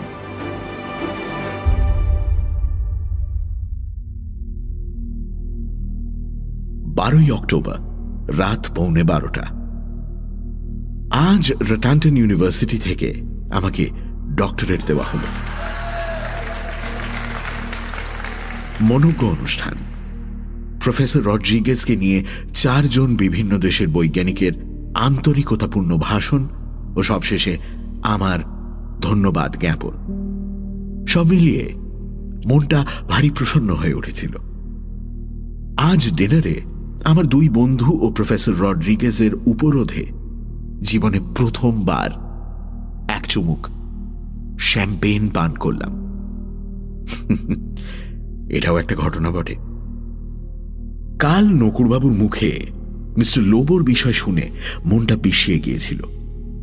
আজ ভদ্রলোকের অমায়িক ব্যবহারে মনে হচ্ছে নকুড়বাবু হয়তো এবার একটু ভুল করেছেন। প্রদর্শনীতে ঢু মেরে দেখে এসেছি যে আমার কাগজপত্র ঠিক যেমন ছিল তেমনই আছে। হোটেলে ফিরতে ফিরতে হলো 11টা। ঢুকেই একটা দৃশ্য দেখে একেবারে হকচকিয়ে যেতে হলো। হোটেলের লবিতে চতুর্দিকেই বসার জন্য সোফা ছড়ানো আছে। তারই একটাই দেখি এক পাশে বিশাল বপু সলোমন ব্লুমগার্টন ও অন্য পাশে একটি অচেনা বিদেশি ভদ্রলোককে নিয়ে বসে আছেন আমার সেক্রেটারি শ্রী নকুড়চন্দ্র বিশ্বাস। আমার সঙ্গে চোখাচোখি হতেই নকুড়বাবু এক গাল হেসে উঠলেন। আগে এনাদের সঙ্গে একটু বাক্যালাপ করছিলাম আর কি। ব্লুমগার্টন উঠে এলেন। কনগ্রাচুলেশনস। করমর্দনে যথারীতি হাত ব্যথা করিয়ে দিয়ে ব্লুমগার্টন চোখ কপালে তুলে বললেন, তুমি কাকে সেক্রেটারি করে নিয়ে এসেছো? He's an awesome man. Lots of powers, eh? আমার চোখের দিকে চেয়ে আমার সব কিছু বলে দিচ্ছে। দুজনের মধ্যে মোলাকাতটা কিভাবে হলো সেটা ভাবছি। তার উত্তর নকুড়বাবুই দিয়ে দিলেন। আমার বন্ধু যোগেন বক্সির ছেলে কানাইলালকে একটা পোস্ট কার্ড লিখে পোস্ট করার জন্য এই কাউন্টারে দিতে গিয়ে দেখি এনারা পাশেই দাঁড়িয়ে আছেন। আমায় দেখে ব্লুমগার্টেন সাহেবই এগিয়ে এসে আলাপ করলেন, বললেন কাল আমার মুখে এলডোরাডো নাম শুনে ওর কৌতূহল হচ্ছে, আমি এলডোরাডো সম্পর্কে কতদূর জানি। আমি বললুম, স্যার, আই অ্যাম মুখ্য সূক্ষ্ম ম্যান, নো এডুকেশান। এই কাল একটা বেঙ্গলি বইয়ে পড়ছিলাম এলডোরাডোর কথা, তা পড়তে পড়তে যেন সোনার শহরটাকে চোখের সামনে দেখতে পেলাম। তাই নিয়ে আমায় নকুরবাবুর বাক্যস্রোত বন্ধ করতে হলো। ক্রোল ও সন্ডার্সের মুখের ভাব দেখেই বুঝছিলাম তাদের প্রচণ্ড কৌতূহল হচ্ছে ব্যাপারটা জানার জন্য। নকুরবাবু এ পর্যন্ত যা বলেছেন সেটার ইংরেজি তর্জমা করে সংক্ষেপে বুঝিয়ে দিলাম আমি। ততক্ষণে অবশ্যই আমরা তিনজনেই একটা পাশের সোফায় বসে পড়েছি এবং আমি আমার দুই বন্ধুর সঙ্গে সলোমন ব্লুমগার্টেনের আলাপ করিয়ে দিয়েছি। অন্য বিদেশি ভদ্রলোকটির নাম মাইক হ্যাচেট। হাবভাবে বুঝলাম ইনি ব্লুমগার্টেনের বডিগার্ড বা ধামাধারী গোছের কেউ। এবার ব্লুমগার্টেন কথা বলল। Your man Biswas, he's real wizard. ওকে মাইরনের হাতে তুলে দিলে ও রাতারাতি এটা ওখানে গোল্ড বানিয়ে দেবে। And your man will be owning a Cadillac in 3 months' time. You mark my words, Shank. মাইরন লোকটি কে জিজ্ঞেস করাতে ব্লুমগার্টেন চোখ কপালে তুললেন। Holy smoke! তুমি মাইরনের নাম শোনোনি? Myron Enterprises, auto borrow impresario. Now you're not got another one. Kato, singers, musicians, dancers, magicians. Myron and management jure daঁড়িয়ে গেল. And he's one talented bloke. আমার মাথা ভোঁ ভোঁ করছে। নকুরবাবু শেষটায় রঙ্গমঞ্চে তার অলৌকিক ক্ষমতা দেখিয়ে নাম কিনবেন? কই, এমন তো কথা ছিল না। And he knows where El Dorado is. Did you beat that? আমি নকুরবাবুর দিকে দৃষ্টি দিলাম। ব্যাপারটা একটু তলিয়ে দেখা দরকার। বললাম, কি মশাই, আপনি কি সাহেবকে বলেছেন এলডোরাডো কোথায় তা আপনি জানেন? যেইটুকু আমি জানি আমি সেইটুকুই বলেছি। কাঠগড়ার আসামির মতো হাত জোড় করে বললেন নকুর বিশ্বাস। বলেছি এই ব্রাজিলেই আছে এলডোরাডো। আমরা যেখানে আছি তার উত্তর পশ্চিমে একটি পাহাড়ে ঘেরা উপত্যকার ঠিক মধ্যখানে একটা গভীর জঙ্গল। সেই জঙ্গলের মধ্যে এই শহর। কেউ জানে না এই শহরের কথা, মানুষজন বলতে আর কেউ নেই সেখানে। পোড়ো শহর, তবে রোদ পড়লে এখনো সোনা ঝলমল করে। সোনার তরুণ, সোনার পিরামিড, যেখানে সেখানে সোনার স্তম্ভ, বাড়ির দরজা জানলা সব সোনার। সোনা তো আর নষ্ট হয় না, তাই সে সোনা এখনো সোনাই আছে। লোকজন যা ছিল 1000 বছর আগে সব লোপ পেয়ে গেছে। একবার খুব বর্ষা হয়, তারপরেই জঙ্গলে একটা মারাত্মক পোকা দেখা দেয়। সেই পোকা থেকেই মড়ক। বিশ্বাস করুন তিলুবাবু, এই সবই আমি পরপর চোখের সামনে বায়োস্কোপের ছবির মতো দেখতে পেলাম। ক্রোল ও সন্ডার্সের জন্য এই অংশটুকু ইংরেজিতে অনুবাদ করে দিয়ে ব্লুমগার্টেনকে আমি বললাম, তুমি তো তাহলে এলডোরাডোর হদিশ পেয়ে গেলে, এবার অভিযানের তোড়জোড় শুরু করো। আমরা আপাতত ক্লান্ত, কাজে আমাদের মাফ করো। আসুন নকুরবাবু। আমার কথায় ব্লুমগার্টেনের মুখে যে থমথমে ভাবটা দেখা দিল, সেটা যে কোনো লোকের মনে ত্রাসের সঞ্চার করত। আমি সেটা যেন দেখেও দেখলাম না। নকুরবাবু উঠে এলেন ভদ্রলোকের পাশ ছেড়ে। আমরা 4 জনে গিয়ে বসলাম আমার ঘরে। নকুরবাবুর ইচ্ছে ছিল সোজা নিজের ঘরে চলে যান, কিন্তু আমি বললাম যে তাঁর সঙ্গে আমার একটু কথা আছে। 2 সাহেব বন্ধুর কাছে বাংলা বলার জন্য ক্ষমা চেয়ে নিয়ে নকুরবাবুকে বললাম, দেখুন মশাই, আমি আপনার ভালোর জন্যই বলছি।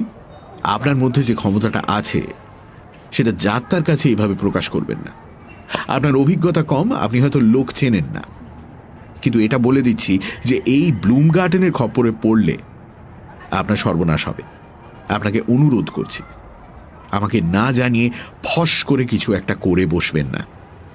নকুড়বাবু লজ্জায় প্রায় কার্পেটের সঙ্গে মিশে গেলেন। ছি ছি ছি ছি ছি ছি ছি ছি ছি আমি কি করলাম? আমাকে মাফ করবেন তিলুবাবু, আমার সত্যিই অপরাধ হয়েছে। আসলে বিদেশ টিদেশে তো আসিনি কখনো, মফস্বলের মানুষ, তাই হয়তো মাথাটা একটু ঘুরে গিয়ে থাকবে। আমাকে সাবধান করে দিয়ে আপনি সত্যি খুব উপকার করলেন। আপনি অনেক বড় মনের মানুষ তিলুবাবু। নকুড়বাবু উঠে পড়লেন। ভদ্রলোক চলে যাওয়ার পর ক্রোল তার পাইপে টান দিয়ে এক ঘর ধোঁয়া ছেড়ে বলল, এলডোরাডো যদি সত্যিই থেকে থাকে তাহলে সেটা আমাদের একবার দেখে আসা উচিত নয় কি? আগেই বলেছি সন্ডার্স এ ব্যাপারে ঘোর সন্দেহবাদী।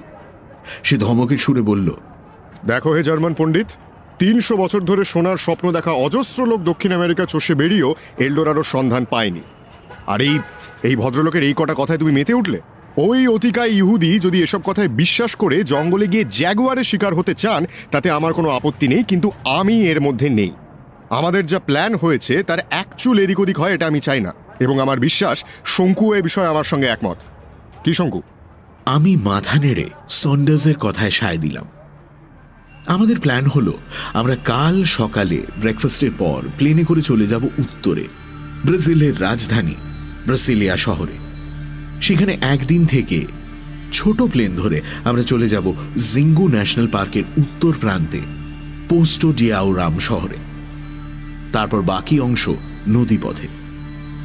জিঙ্গু নদী ধরে নৌকো করে আমরা যাব পোরোরি গ্রামে। পোরোরিতে ব্রাজিলের এক আদিম উপজাতি চুকাহামাইদের কিছু লোক এখনো রয়েছে, যারা এই সেদিন পর্যন্ত ছিল প্রস্তর যুগের মানুষ। ব্রাজিলিয়া থেকেই আমাদের সঙ্গে থাকবেন একজন বিশেষজ্ঞ, যাকে এখানকার ভাষায় বলা হয় সেরতানিস্তা। কথাটার মানে হল অরণ্য অভিজ্ঞ। সেরতানিস্তারা উপজাতিদের সঙ্গে বন্ধুত্ব স্থাপনে অগ্রণী। তাদের ভাষা থেকে আরম্ভ করে সবকিছুই এরা খুব ভালোভাবে জানে। পোরোরি ছেড়ে আরো খানিকটা পথ উত্তরে গিয়ে ভন মার্তিউস জলপ্রপাত দেখে আবার ব্রাজিলিয়া ফিরে এসে সেখান থেকে প্লেন ধরে যে যার দেশে ফিরব। দিন 7 মধ্যে পুরো সফর হয়ে যাওয়া উচিত।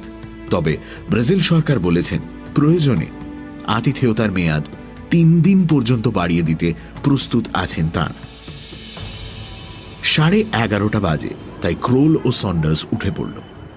ক্রোল যে আমাদের দুজনের সঙ্গে একমত নয় সেটা সে যাবার আগে জানিয়ে দিয়ে গেল, দরজার মুখটাতে দাঁড়িয়ে। আমার অবাক লাগছে শঙ্কু যে তুমি তোমার এত কাছের লোককে চিনতে পারছো না। তোমার এই সেক্রেটারিটির চোখের দৃষ্টি আলাদা। হোটেলের লবিতে বসে যখন সে এলডোরাডোর ডেসক্রিপশন দিচ্ছিল তখন আমি ওর চোখ থেকে চোখ ফেরাতে পারছিলাম না। সন্ডার্স কথাটা শুনে আমার দিকে চেয়ে চোখ টিপে হাতে গেলাস ধরার মুদ্রা করে বুঝিয়ে দিল যে ক্রোলের পেটে আজ পার্টিতে শ্যাম্পেনটা একটু বেশি পড়েছে। 12টা বেজে গেছে। শহর নিস্তব্ধ। শুয়ে পড়ি। 13ই অক্টোবর, হোটেল ক্যাপিটাল, ব্রাজিলিয়া, দুপুর 2:30। আমরা ঘণ্টাখানেক হলো এসে পৌঁছেছি। আমরা মানে আমার 3 বন্ধু ও মিস্টার লোবো। লোবো পুরো সফরটাই আমাদের সঙ্গে থাকবেন। আমি অন্তত এক মুহূর্তের জন্যেও সৌজন্যের কোনো অভাব লক্ষ্য করিনি ভদ্রলোকের ব্যবহারে।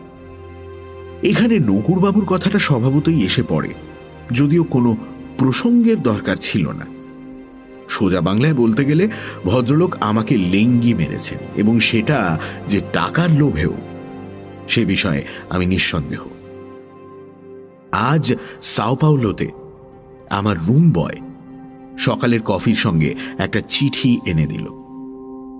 বাংলা চিঠি, আর হস্তাক্ষর আমার চেনা। আগেরটার তুলনায় বলতেই হয় এটার ভাষা অপেক্ষাকৃত সহজ। এই হলো চিঠি। প্রিয় তিলুবাবু, অধমের অপরাধ লইবেন না। নগদ $5,000 লোভ সম্বরণ করা সম্ভবপর হইল না। আমার পিতামহী আজ 4 বৎসর যাবৎ এক দুরারোগ্য ব্যাধিতে শয্যাশায়ী। আমি 8.5 বৎসর বয়সে আমার মাতৃদেবীকে হারাই। তখন হইতে আমি আমার পিতামহীর দ্বারাই লালিত। শুনিয়াছি এদেশে এই রোগের এক আশ্চর্য নূতন ঔষধ বাহির হইয়াছে। ওই ঔষধের মূল্য অনেক। ব্লুমগার্টেন সাহেবের বদান্যতায় এই মহার্ঘ ঔষধ কিনিয়া দেশে ফিরিবার সৌভাগ্য হইবে আমার।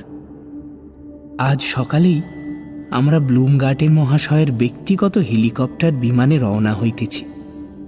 আমাদের লক্ষ্য সাও পাওলোর 350 মাইল উত্তর পশ্চিমে একটি অরণ্য অঞ্চল। এই অরণ্যের মধ্যেই এল ডোরাডো অবস্থিত। আমার সাহায্য ব্যতীত ব্লুমগার্টেন মহোদয় কোনো ক্রমেই এল ডোরাডো পৌঁছিতে পারিবেন না। তাহার প্রতি অনুকম্পাবশত আমি নির্দেশ দিতে সম্মত হয়েছি।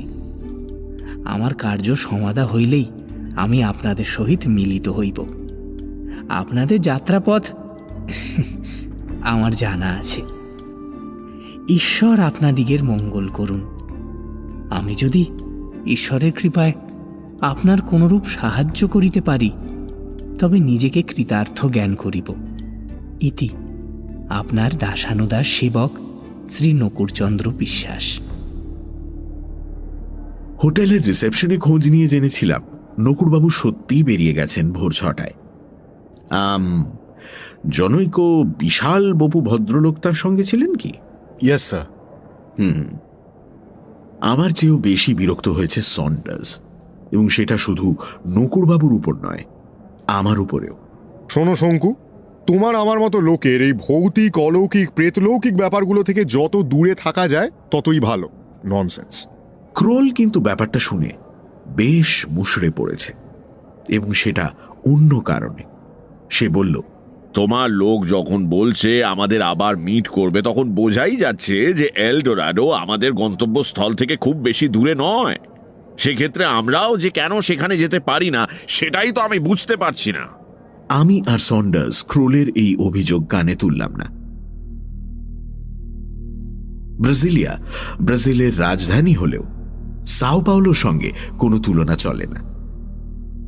আমরা হোটেলে পৌঁছানোর প্রায় সঙ্গে সঙ্গেই আমাদের দলে যে সেরতানিস্তা বা অরণ্য অভিজ্ঞ ভদ্রলোকটি যাবেন, নাম হাইটার, তার সঙ্গে আলাপ হল। বয়স বেশি না হলেও চেহারায় একটা অভিজ্ঞতার ছাপ রয়েছে। তার উপর ঠান্ডা মেজাজ ও স্নিগ্ধ ব্যবহার দেখে মনে হল উপজাতিদের সঙ্গে যোগ স্থাপনের জন্য ইনি আদর্শ ব্যক্তি। তাকে আজ ক্রোল জিজ্ঞেস করল এল ডোরাডো সম্পর্কে তার কি ধারণা। প্রশ্ন শুনে ভদ্রলোক চোখ কপালে তুলে বললেন, আজকের দিনে আবার এলডোরাডোর প্রশ্ন তুলছেন কেন? সে তো কোন কালে মিথ্যে বলে প্রমাণ হয়ে গেছে। এলডোরাডো তো শহরই নয়, আসলে ওটা একজন ব্যক্তি। ডোরাডো কথাটা সোনার শহর বা সোনার মানুষ দুই বোঝায় পর্তুগিজ ভাষায়। সূর্যের প্রতীক হিসেবে কোনো এক বিশেষ ব্যক্তিকে পুরাকালে এখানকার অধিবাসীরা পুজো করত, আর তাকেই বলতো এলডোরাডো। চোখের পলকে একজন মানুষকে কখনো এমন হতাশ হতে দেখিনি যেমন দেখলাম উইলহেলম ক্রোলকে। কাল সকালে আমাদের আবার যাত্রা শুরু।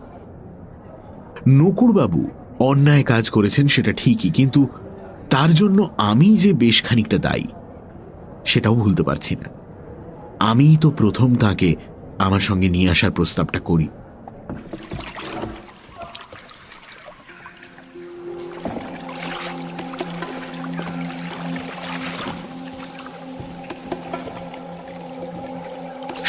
অক্টোবর বিকেল 4:30।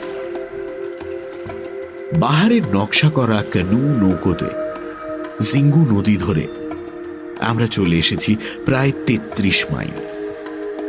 আমরা 5 জন, অর্থাৎ আমি, ক্রোল, সন্ডার্স, লোবো আর হাইটার ছাড়া রয়েছে 2 জন নৌকোবাহী দক্ষিণ আমেরিকান ইন্ডিয়ান।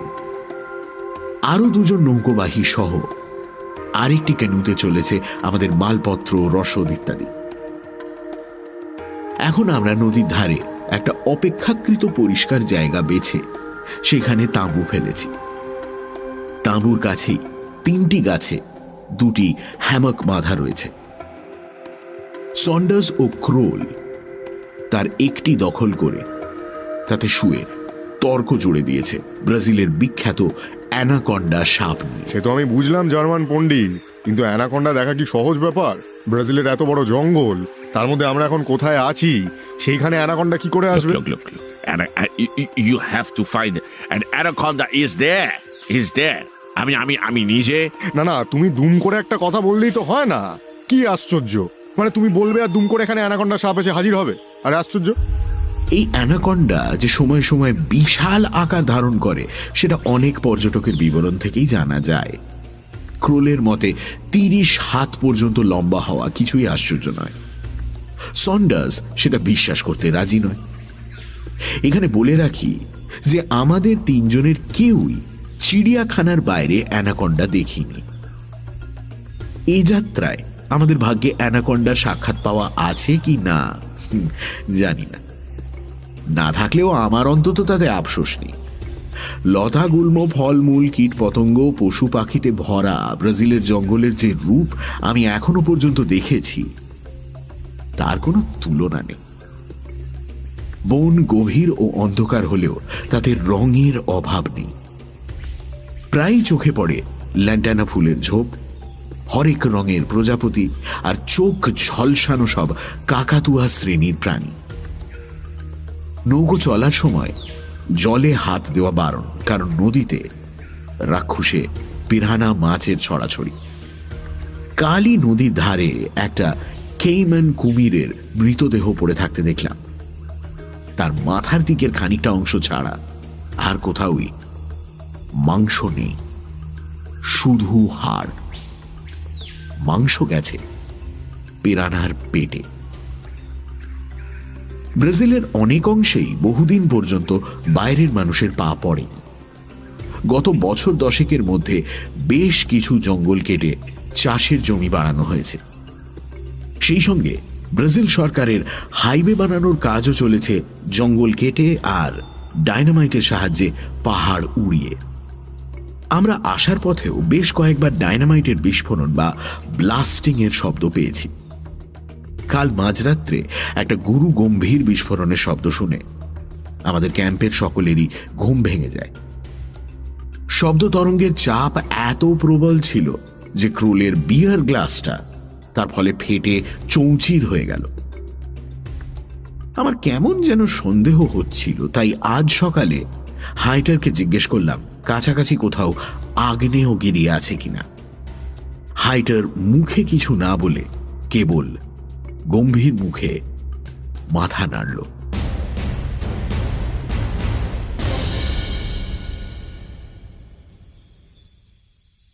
17 অক্টোবর ভোর 6টা। কাল রাত্রে এক বিচিত্র ঘটনা।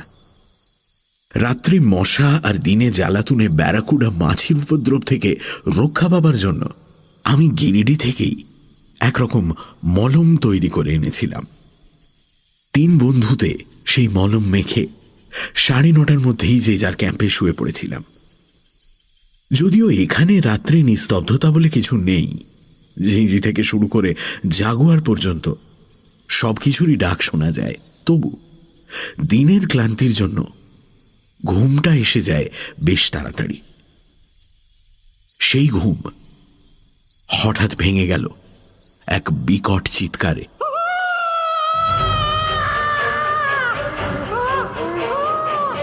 আমিও সন্ডার্স হন্তদন্ত হয়ে আমাদের তাঁবু থেকে বেরিয়ে এসে দেখি ক্রোলও তার তাঁবু থেকে বেরিয়ে এসেছে এবং তৃতীয় তাঁবু থেকে হাইটার।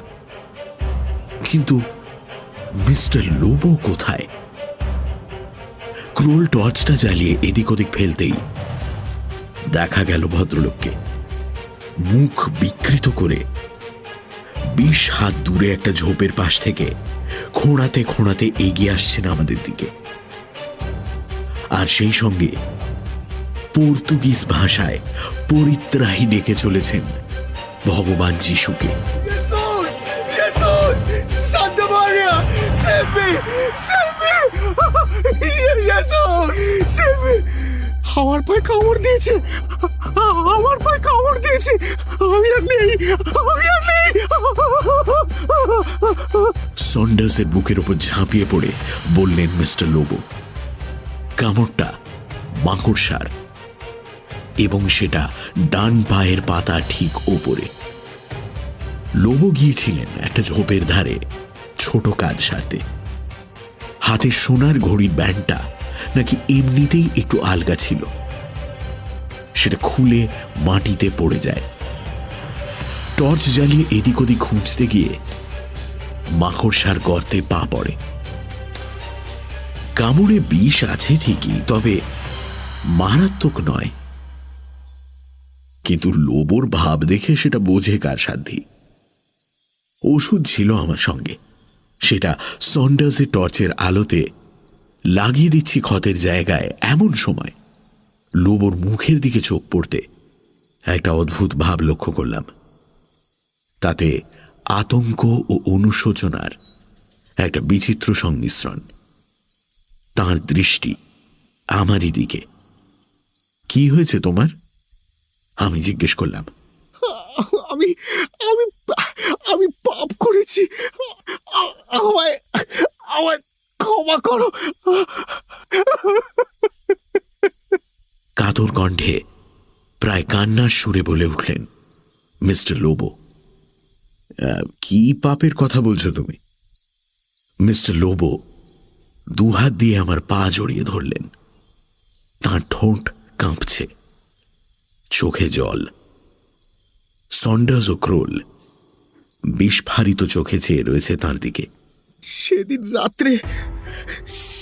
রাত্রে প্রহরীকে ঘুষ দিয়ে প্রদর্শনীতে ঢুকে আমি তোমার গবেষণা নোটসের খাতা বের করে নিয়েছিলাম।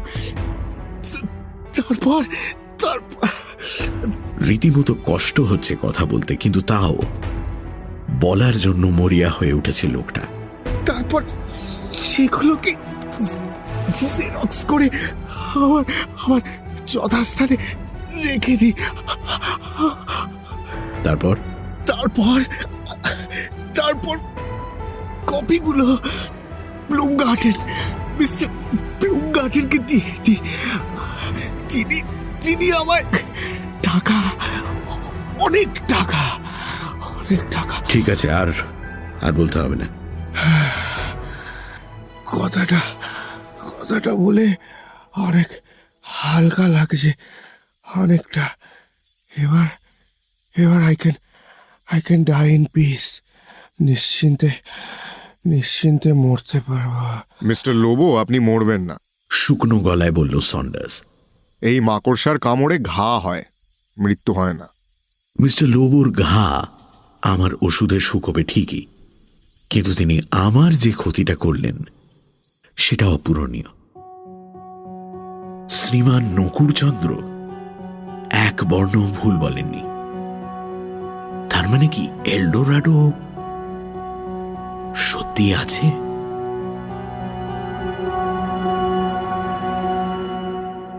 18 অক্টোবর রাত 10টা, হোটেল ক্যাপিটাল, ব্রাজিলিয়া। আমাদের ব্রাজিল সফরের অপ্রত্যাশিত অবিস্মরণীয় পরিসমাপ্তির কথাটা এই বেলা লিখে ফেলি, কারণ কাল সকালে আমরা যে যার দেশে ফিরছি। এইটুকু বলতে পারি যে সন্ডার্সের যুক্তিবাদী বৈজ্ঞানিক মনের ভিত এই প্রথম দেখলাম একটা বড় রকম ধাক্কা খেল। সে মানতে বাধ্য হয়েছে যে সব ঘটনার বৈজ্ঞানিক ব্যাখ্যা সম্ভব নয়। আমার বিশ্বাস আখেরে এর ফল ভালোই হবে। এইবার ঘটনায় আসি। গতকাল সকালে ব্যান্ডেজ বাঁধা লোবোকে সঙ্গে নিয়ে আমরা কানুতে করে বেরিয়ে পড়লাম চুকাহামাই উপজাতিদের বাসস্থান প্রহরীর উদ্দেশ্যে।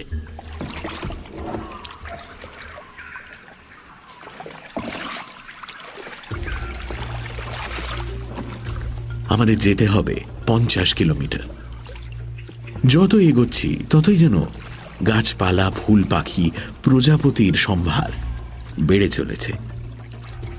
এই স্বপ্নরাজ্যের মনোমুগ্ধকারিতার মধ্যে আতঙ্কের খাদ মিশে আছে বলে এটা যেন আমার কাছে আরো আকর্ষণীয় হয়ে উঠেছে। আমি জানি এই ব্যাপারে সন্ডার্স ও ক্রোল আমার সঙ্গে একমত। তারা যে খরস্রোতা নদীর উপকূলের দিকে সজাগ দৃষ্টি রেখেছে তার একটা কারণ বোধ হয় অ্যানাকন্ডা দর্শনের প্রত্যাশা। এখনো পর্যন্ত সে আশা পূরণ হবার কোনো লক্ষণ দেখছি না। মাইলখানেক যাবার পর আমাদের নৌকো থামাতে হলো। নদীর ধারে 3 জন লোক এসে দাঁড়িয়েছে। তারা হাইটারের দিকে হাত তুলে তার দৃষ্টি আকর্ষণ করে অচেনা ভাষায় কি যেন বলছে।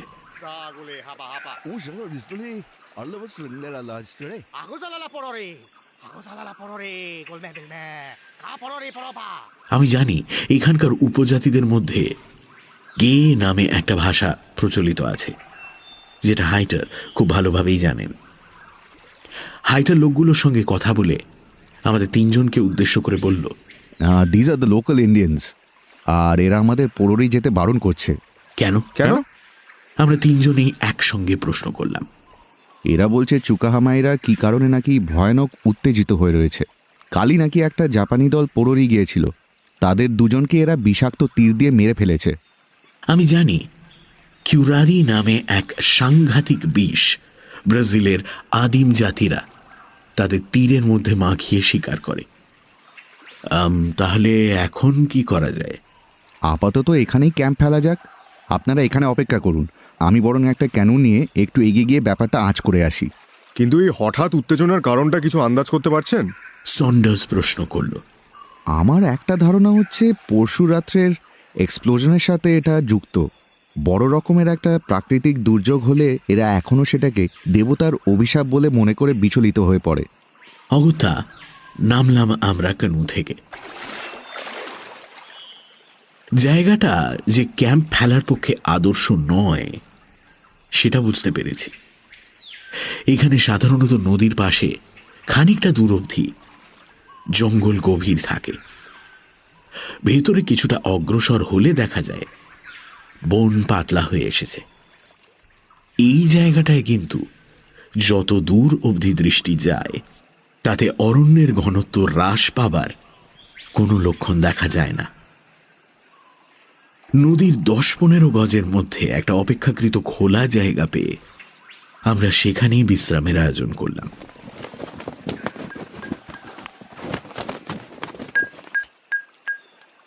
কতক্ষণের অপেক্ষা জানি না, তাই তাঁবুও খাটিয়ে ফেলা হলো, বিশেষ করে লোবোর জন্য। সে ভালোর দিকে যাচ্ছে জেনেও মিনিটে মিনিটে যিশু ও মেরি মাতাকে স্মরণ করছে। হয়তো সেটা এই কারণেই যে সে অনুমান করেছে আমরা শহরে ফিরে গিয়েই তার বিরুদ্ধে অভিযোগ পেশ করব। এই আশঙ্কা যদি সে করে থাকে তবে সেটা ভুল নয়, কারণ আমি তাকে ক্ষমা করতে প্রস্তুত থাকলেও ক্রোল ও সন্ডার্স দুজনেই লোবোর গর্দান নিতে বদ্ধপরিকর।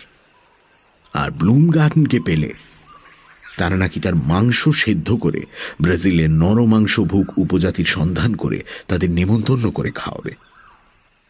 তাদের বিশ্বাস ব্লুম গার্ডেনের মাংসে অন্তত 12 জনের ভুরিভোজ হবে।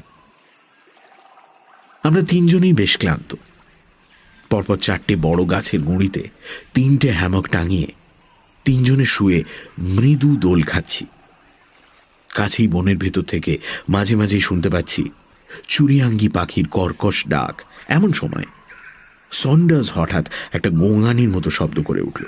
Oh my God! Oh my God!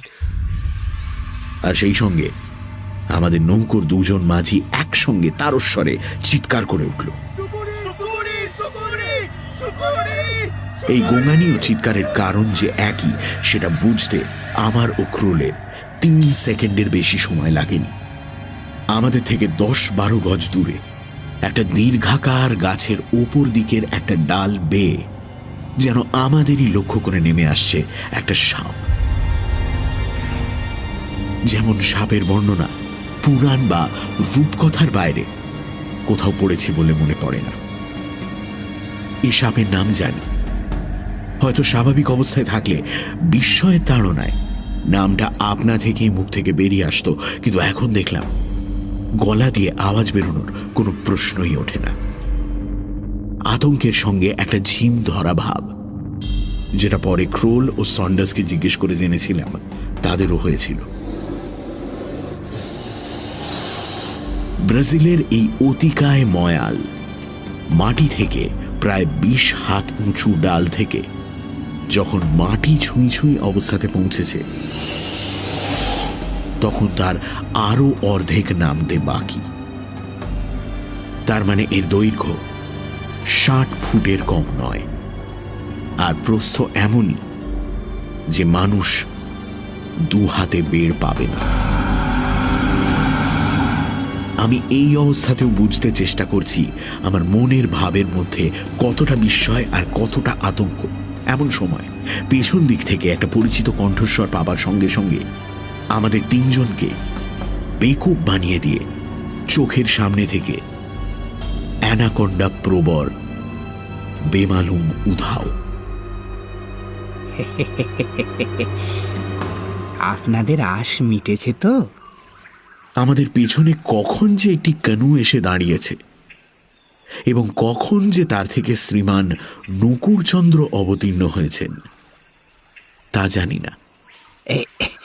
আপনার সঙ্গে পরিচয় করিয়ে দিই। এগিয়ে এসে পাশে দাঁড়ানো একটি সাহেবের দিকে নির্দেশ করে বললেন, নকুরবাবু। ইনি হলেন ব্লুমগার্টেন সাহেবের বিমান চালক মিস্টার জো হপগুড। ইনি সাহেবের হেলিকপ্টারে করে আমাকে নিয়ে এলেন। শুধু শেষের 1.5 মাইল পথ আমাদের ডিঙিতে আসতে হয়েছে। ক্রোল আর থাকতে না পেরে বলে উঠল, He made us see that snake! He made us see that snake! আমি বললাম, তোমাকে তো বলেইছিলাম ওর মধ্যে এই ক্ষমতারও একটা আভাস আমি পেয়েছিলাম দেশে থাকতেই। But this is incredible! নকুরবাবু লজ্জায় লাল, বললেন, ছি ছি ছি ছি তিলুবাবু, আপনি দয়া করে এদের বুঝিয়ে দিন যে এতে আমার নিজের কৃতিত্ব কিছুই নেই। এ সবই হলো যিনি আমায় চালাচ্ছেন তারই খেলা। কিন্তু এলডোরাডো? সে তো দেখিয়ে দিয়েছি সাহেবকে হেলিকপ্টার থেকেই। যেমন সাপ দেখালুম সেইভাবেই দেখিয়েছি। বড়দা বাণিজ্যের বইতে কিছু ছবি ছিল মদন পালের আঁকা, সাপের ছবি, এলডোরাডোর ছবি, সবই ছিল। বাজে ছবি মশাই। সোনার শহরের বাড়িগুলো দেখতে করেছে টোল খাওয়া টোপরের মতো, তাও সিধে নয়, একটু টেরচা। সাহেবও সেই ছবির মতো শহরই দেখলে আর দেখে বললে, এলডোরাডো ইজ ব্রেথ টেকিং। তারপর আর কি, জঙ্গলের মধ্যে শহর, সেখানে হেলিকপ্টার নামবে কি করে? তা নামলুম জঙ্গলের এই দিকটায়। সাহেব 2 বন্দুকধারী নিয়ে ঢুকে পড়লেন, আর আমি চলে এলুম আমার কথা মতো আপনাদের মিট করব বলে। আমি জানি আপনারা কি ভাবছেন, হপগুড সাহেব হঠাৎ আমাকে আনতে রাজি হলেন কেন? এই তো ব্লুমগার্টেন সাহেবের সঙ্গে চুক্তি ছিল, উনি এলডোরাডো চাক্ষুষ দেখলেই আমার হাতে তুলে দেবেন নগদ $5,000। আমি ওই হপগুডকে বলে রেখেছিলাম ওকে আমি 2.5 দেব, যদিও আমাকে পৌঁছে দেয় আপনাদের কাছে।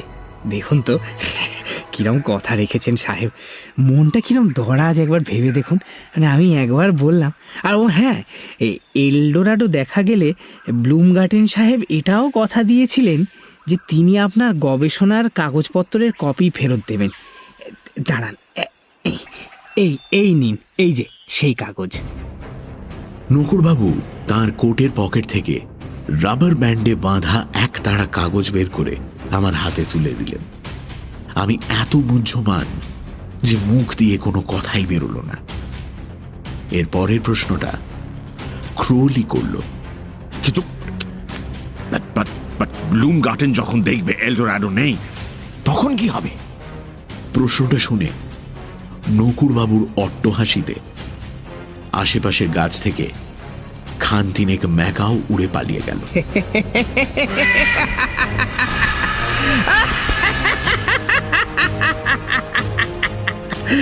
ব্লুম গার্ডেন কোথায়? তিলুবাবু, তিনি কি আর ইহজগতে আছেন? তিনি জঙ্গলে ঢোকেন বিকেল 5:30টায়।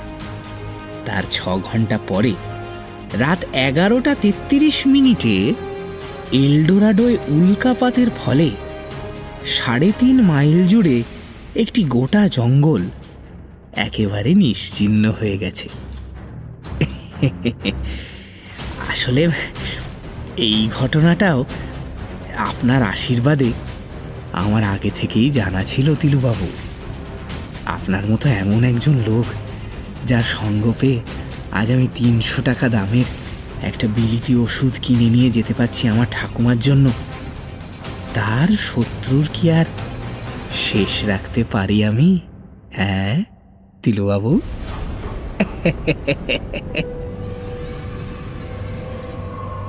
ব্রাজিলিয়ায় এসেই দেখেছি খবরের কাগজের প্রথম পৃষ্ঠায় অর্ধেকটা জুড়ে রয়েছে কুইয়াবা সান্তেরাম হাইওয়ের 30 কিলোমিটার পশ্চিমে একটি গভীর অরণ্যে আনুমানিক 20 লক্ষ টন ওজনের একটি উল্কাপাতের খবর। সৌভাগ্যক্রমে এই অঞ্চলে কোনো মানুষের বাস ছিল না। জীবজন্তু, গাছপালা ইত্যাদি যা ছিল তা সবই নিশ্চিহ্ন হয়ে গেছে।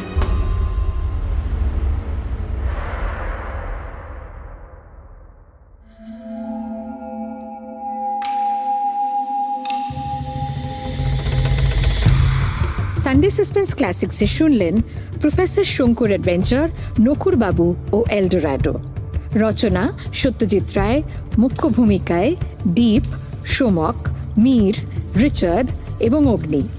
আবহ সঙ্গীত ও স্পেশাল এফেক্টসে রিচার্ড, শব্দগ্রহণ ও পরিচালনায় অগ্নি।